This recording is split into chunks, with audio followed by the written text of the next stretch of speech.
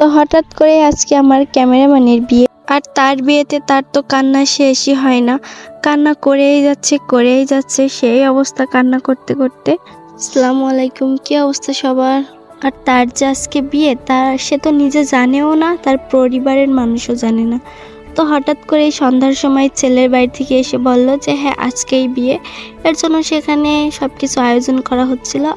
তো তারপরে এখানে যে বড় একটা পাতিলে রান্না বসাই দিছে, আর এখানে এই যে বিয়ে যেমন করেই হোক ক্ষীর তো খাওয়াতেই হবে।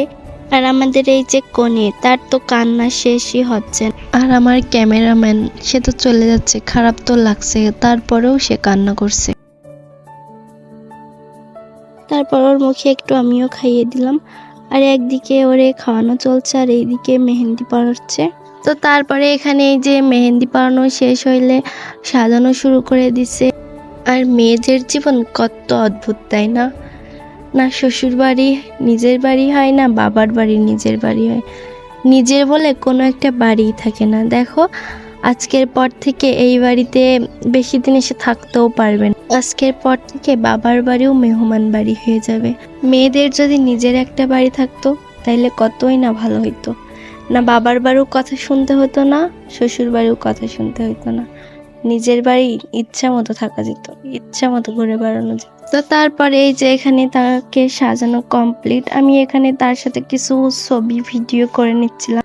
আর তাকে বিয়ের সাজে মাশাআল্লাহ অনেক সুন্দর লাগছিল, এমনিতে অনেক সুন্দর। আর এই যে এখানে তাকে কাবিন করানোর জন্য এসেছে, এখানে তাকে সাইন করতে বললো, সাইন করে নিচ্ছিল। আর এই যে আমার কয়েকজন সাক্ষীর মুখোনা এজেন্ট দাও, আলহামদুলিল্লাহ বলো।